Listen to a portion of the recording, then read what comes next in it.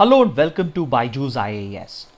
Let's take up the analysis of today's The Hindu newspaper by looking at an editorial from page number 6. This editorial evaluates the ongoing blame game between the United States and China over the COVID-19 pandemic. Over the last few weeks, we have discussed that US President Donald Trump has repeatedly attacked China and has held China to be directly responsible for the pandemic. In response to these accusations, China has retaliated, and this has led to a diplomatic standoff between the two countries. In this context, the editorial says that we cannot afford to have such a conflict between the two global powers, especially at a time when the world is still staring at a pandemic that could claim lakhs of lives and an unprecedented economic crisis that could claim millions of livelihoods. The editorial says that when so many lives and livelihoods are at stake, what we need is greater cooperation between the global powers and not a blame game between the two countries.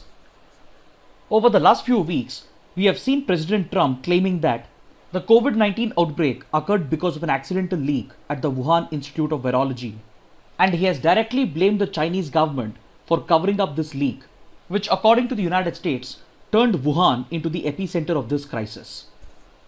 The Trump administration has even accused China of withholding information and falsifying data related to the pandemic, and it has even blamed the World Health Organization for assisting China in these efforts. In fact, this accusation became the primary reason why the United States chose to cut funding to the WHO. On the basis of these allegations, President Trump has threatened to make China pay by seeking compensation and by imposing more tariffs on Chinese exports. But however, an independent evaluation of these allegations made by President Trump shows that only one of these allegations might hold some merit. That is, China might have withheld information during the initial stages of the pandemic, and it might have falsified data. So the other allegation, that the Wuhan Institute of Virology was at the epicenter of the outbreak, falls flat on its face because this is an unsubstantiated theory which is not backed by any evidence. Such unsubstantiated claims made by President Trump has only added more fuel to conspiracy theories, and it has invited a harsh response from China. Political analysts and strategic experts agree that China must own up to its share of the blame, but there is no doubt that this conflict initiated by the United States is actually motivated by the upcoming presidential elections in the United States. See, if you go back to Feb 2020, when COVID-19 was seen to be affecting only China, President Trump was actually undermining the threat, and he was also praising China for its efforts in containing the spread of this outbreak. But within a month, that is by the end of March, the narrative had changed entirely, and President Trump was seen to be directly blaming China for this crisis. This could possibly be because the mishandling of the crisis by the Trump administration led to a massive spike in the number of cases in March and April, and subsequently, the ratings of Donald Trump declined to an all-time low. So this would naturally affect Trump's prospects in the upcoming presidential elections, which is just a few months away. So as his ratings started to decline, it appears that President Trump has turned blaming China into a campaign issue for the presidential elections. And on the other hand, China has complicated the matter further because of its opaqueness and lack of transparency when it comes to investigating the origins of this outbreak. China has not only shied away from explaining the origin of the outbreak, but it has also been feeding questionable data related to the pandemic. It is this narrow-mindedness of both the countries that is being brought out in the editorial, and it is calling upon the two global powers to cooperate with each other instead of blaming each other, especially at a time when the world is dealing with a pandemic and an unprecedented economic crisis. See, historically, ties between US and China have been uneasy, and the relationship has gotten all the more complicated ever since Donald Trump was elected as the President of the United States. Because a couple of years ago, it was President Trump who initiated a trade war against China and started targeting Chinese exports with higher tariffs. In fact, the Trump administration extended this trade war even against friendly countries such as India and other allies of the United States in the G7. Then the relationship was further complicated when the Trump administration made efforts around the world to prevent the rollout of 5G technology by Huawei on the grounds of cybersecurity concerns, because reportedly Huawei has very close connections with the Chinese security and intelligence establishment. So these trade disputes have had a significant impact on the diplomatic relationship between US and China.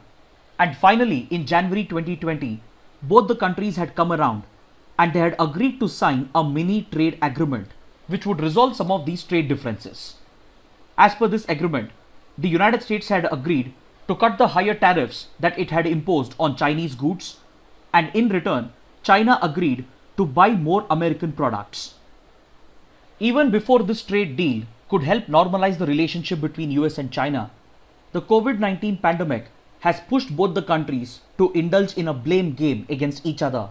And this not only threatens their bilateral relationship, but it also threatens the global efforts against the pandemic. The editorial reminds both the countries that in a globalized world, countries are dependent on each other. There is a lot of interdependency in a multilateral globalized world. As a result of this interdependency, we need a global effort and global cooperation in order to overcome the pandemic and the economic crisis. But unfortunately, these global efforts are being derailed as a result of the blame game between the United States and China. According to the editorial, a global effort against the pandemic and a global effort to revive the global economy is missing and is yet to take shape because the two global powers are busy indulging in a blame game against each other. Next, in a related article on page number 14, India's former Foreign Secretary and former National Security Advisor, Mr. Shiv Shankar Menon, explains how the COVID-19 pandemic has caused a huge loss of reputation not just for China but for most major global powers. Of course, the reputation of China has taken a massive hit because the country is at the very epicenter of this pandemic. China's opaqueness with regard to the origin of the outbreak and its lack of transparency with regard to sharing of data has taken a massive hit on China's reputation and credibility as a global leader. Then even the developed Western countries have taken a massive hit to their reputation as a result of their failed response. Western countries such as the United States and European powers such as United Kingdom, Italy, Spain, France, etc. They not only undermined the threat in the initial days, but they were very slow to respond as well. It is because of this failed response, the Western countries have registered an exponential increase in the number of cases and a higher death count. Then the former National Security Advisor points out that even though India was quick to react and even though India took a few decisive decisions, there is a lack of coherence in its overall response. The former NSA points out that the government of India has issued more than 4,000 notifications in the last 45 days, which has resulted in a lot of confusion and incoherent response on the ground. For example, the Indian government has repeatedly revised and retracted the restrictions related to the lockdown. It has also repeatedly revised the testing strategy, leading to a lot of confusion on the ground. Then the unplanned nature of the lockdown and the lack of consultation directly perpetuated the migrant crisis, and this has severely affected India's reputation. The Indian government has failed to provide any adequate support to the migrants, and its failure to come out with any substantial stimulus or package to support the weaker sections and the economy has hit India's reputation as well. According to Shiv Shankar Menon, the biggest takeaway for global powers from this pandemic should not be the question of fixing blame on any country, but instead it should be on drawing lessons from this pandemic so that such a crisis in the future can be prevented through global efforts and global cooperation. Shiv Shankar Menon says that such a beginning should be made by China by opening up itself to an independent investigation or an independent inquiry. If China is so confident about its narrative, and if China has nothing to hide, then it should open up itself to an international investigation led by neutral experts from around the world. If China wishes to restore its credibility and reputation, then it will have to provide complete access to such a team of neutral experts so that they would be able to ascertain the facts on the ground. Then the other global powers, especially the United States, should stop indulging in its blame game against China, and it should look for ways to promote global cooperation so that the global powers can help out the smaller and the weaker countries to overcome the pandemic and the economic crisis. Now let's take up a column from page number 6. In this column, the writers argue that the COVID-19 pandemic has highlighted the value of multilateralism in international diplomacy. The writers argue that a truly multipolar world has the best opportunity to deal with such a crisis, but unfortunately today, multilateralism is at its weakest. So according to the writers, multilateralism has to be revived, and India is placed in a very unique position in order to help revive multilateralism. But before we proceed with this discussion, first let us understand what exactly is multilateralism. See, in the world of international relations, there are different formats under which countries engage with each other. We have bilateral diplomacy, regional diplomacy, and multilateral diplomacy. In bilateral diplomacy, two countries engage with each other in order to achieve a set of common goals.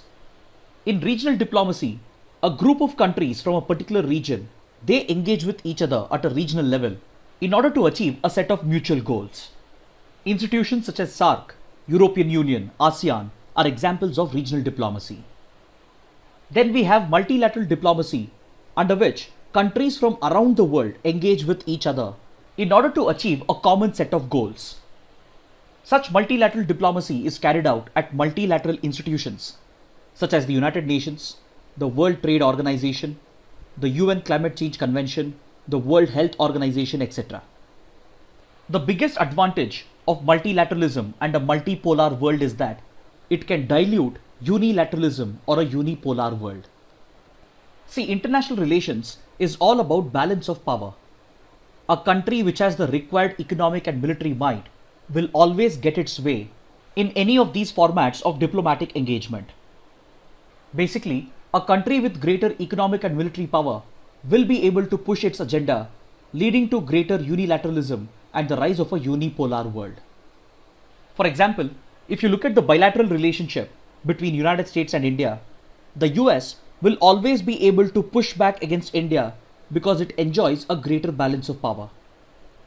Similarly, in regional organizations such as SAARC, the dominant power, that is India, will be able to push forward its unilateral agenda because it always enjoys a greater balance of power as compared to other South Asian countries. The same applies for multilateralism as well, where dominant countries with greater balance of power will be able to push forward their unilateral agendas. So when global affairs are said to be dominated by a single power, it is said to be a unipolar world.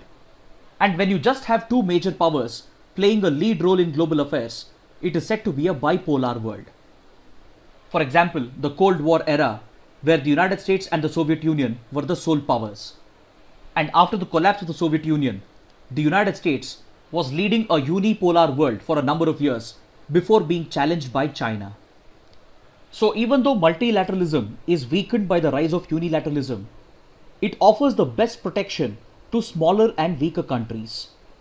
It is only through multilateralism that smaller and weaker countries can stand up against major powers, because a multilateral format increases their bargaining power. So it was in the post-war era or the post-1945 era that multilateral institutions started to emerge, and this emergence of multilateralism laid the foundation for the establishment of institutions such as the UN, WTO, WHO, etc. These multilateral institutions have provided a platform for the smaller and the weaker countries where they could raise their voice against the global powers and push the world towards achieving a set of common goals. You can appreciate the value of multilateralism when you look at institutions such as WTO and how they have resolved some of the trade-related issues. You can say the same about the Climate Change Convention, which has managed to provide a voice to the smaller and weaker economies as well. But the writers say that multilateralism is at its weakest today because most countries around the world have become increasingly inward-looking and conservative. If you look at the United States under President Trump, it has led a major assault against multilateralism and multilateral institutions such as the WTO, the WHO, the Climate Change Convention, the Human Rights Council, the UNICEF, etc. And China, on the other hand, has deliberately weakened multilateral institutions by violating the rules-based order. China has deliberately violated international law as laid out under the UN Convention on the Law of the Sea in order to further its maritime claims in the South China Sea dispute. It has adopted unfair trade practices, even in violation of WTO rules, in order to further increase its economic dominance. According to the writers, multilateral institutions have failed to prevent the rise of unilateralism because these institutions that were set up post 1945, they admitted countries with different set of domestic political systems which may not be entirely committed to modern civilizational values such as pluralism, democracy, liberalism, etc. Basically, the post-war era multilateral institutions brought together countries that were not like-minded, and they have allowed major powers such as the United States, China, Russia, etc. to weaponize the interdependency of countries in a globalized world to their own advantage. The best example for this would be to look at how China has weaponized its dominance of the global supply chains in order to exploit the COVID-19 pandemic for its economic gain. China has exploited the dominant position that it holds in a globalized world, and it is looking to exploit the interdependency of other smaller countries. Then upon this, the United States under President Trump has played a lead role in weakening the effectiveness of multilateral institutions. So this brings us to the state where multilateral institutions are at their weakest, and hence the writers say that the pandemic should make the other countries realize the value of multilateralism, and there should be a coordinated effort to revive multilateralism. The writers say that a new multilateral world order should bring together like-minded countries which have a shared commitment towards modern civilizational values such as pluralism, democracy, liberalism, human rights, etc. The writers say that a new multilateral world order should provide for a rules-based order under which a system of incentives and disincentives can be designed to reward and punish the member countries based on their adherence to the rules-based order. If member countries are committed to the ideals of pluralism, democracy, liberalism, etc., then they can be rewarded under the rules-based system through an incentive-based mechanism. On the other hand, if member countries violate the rules-based order, then they should be punished through a disincentive-based mechanism. According to the writers, India is in a very unique position to revive multilateralism and put in place such a rules-based order because of India's commitment to the ideals of pluralism, democracy and liberalism. The writers even suggest that India should tie up with the Alliance for Multilateralism, which is an initiative launched by France and Germany in order to promote the values of multilateralism. Under this alliance, India can work with like-minded countries such as France and Germany in order to bridge the global trust deficit that China has created by putting in place a rules-based order. Now let's take up another column from page number 6, in which the writer examines the utility of console bonds in financing the war against the pandemic. See, experts around the world have equated our fight against the pandemic to a war. We already know very well that the pandemic is pushing us into an unprecedented economic recession, and it is putting a lot of strain on the revenue and expenditure of the government.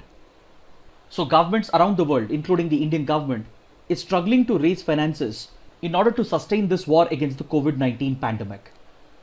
In this context, the writer refers to the usage of console bonds or consolidated annuity bonds, which have been historically used by the British government and the US government to raise finances during emergencies and wars. Such console bonds were issued by the British government during the First World War in order to finance the war efforts of the British government. These console bonds were issued in 1917 by the British government, and those citizens who could not actively take part in the war efforts, they were asked by the British government to invest in these bonds in order to help raise finances for the British government so that it could sponsor the war efforts. The unique feature of these bonds is that it does not place any immediate pressure on the government, because these bonds are meant to be redeemed only in the long term, that too after many decades, and hence it provides a cheaper and a better alternative to the government to raise finances during a crisis. In fact, some of the console bonds that were issued by the British government during the First World War were redeemed recently between 2014 and 2017. These console bonds not only provides for a cheaper and easier alternative to the government to raise financial resources, but it also guarantees good returns for the investors. So the writer says that India, which is currently waging a war against the COVID-19 pandemic, should consider the introduction of such console bonds in order to raise finances for the government's efforts. The writer says that the Prime Minister could use his appeal to encourage the citizens to invest in these bonds instead of donating their money to funds such as the PM Cares Fund. This is what was done by the British government during the First World War. The British government ran advertisements encouraging citizens who could not fight in the war to at least contribute to the war efforts by investing in these 5% bonds. See, traditionally, governments try to bridge their deficit by issuing debt bonds, and this allows the government to borrow from the central bank, that is the RBI. But this type of debt financing places a lot of repayment pressure on the government. But in the case of console bonds, the government can provide for phased redemption over the long term, thus reducing the repayment pressure on the government.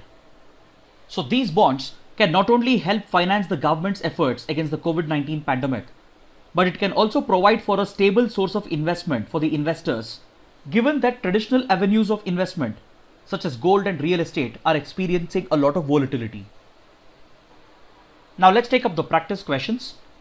Which of the following statements are correct? A crescograph is a device for measuring the growth of plants. It was invented in the early 20th century by Sir Jagdish Chandra Bose. Both the statements are correct. Option C is the right answer.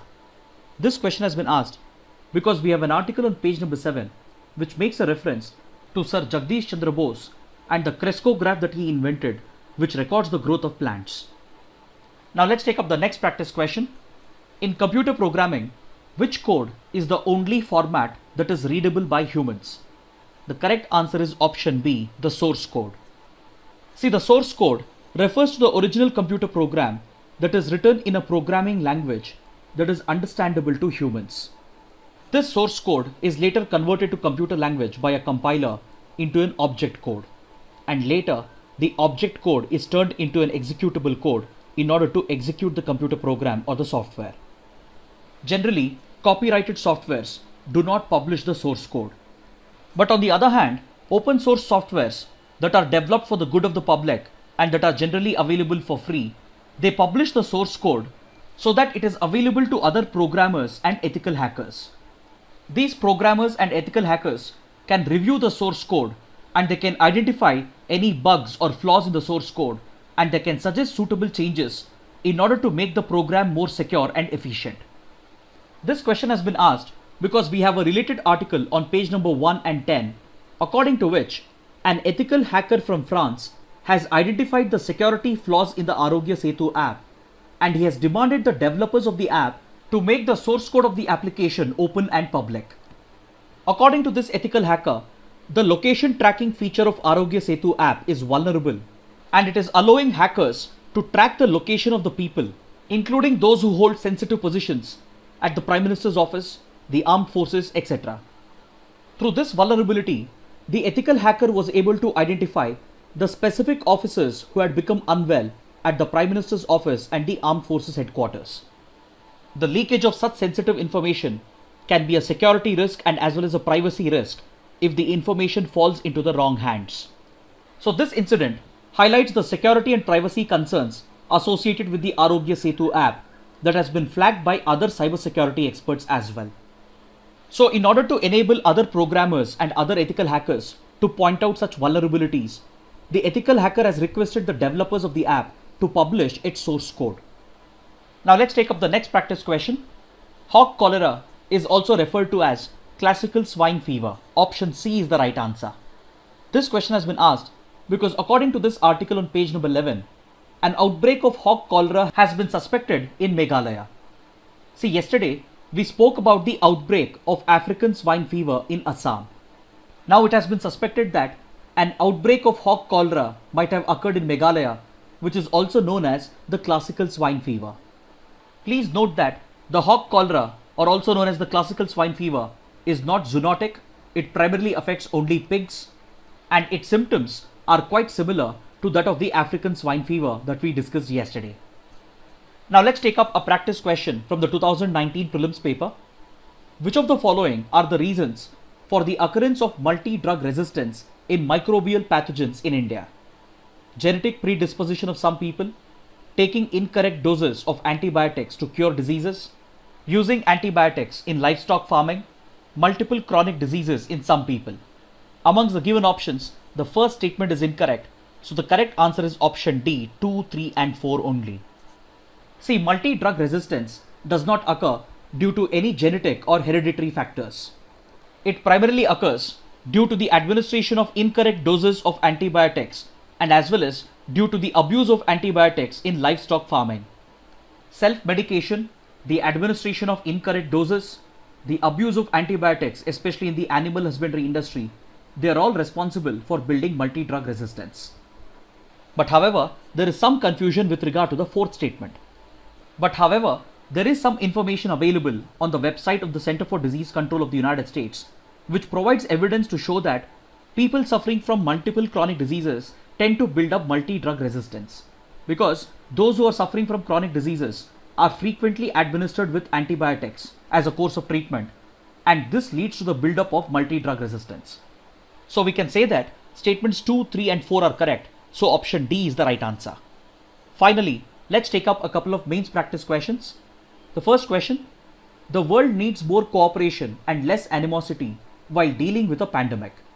Evaluate the statement in the context of ongoing blame game between the United States and China over the COVID-19 pandemic. The second question: multilateralism is possibly at its weakest today, when the need for it is more dire than ever before.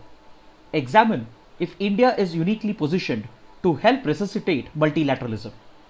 So kindly write an answer to these questions and post your answers in the comment section below. So this concludes our discussion for the day. Thanks for watching.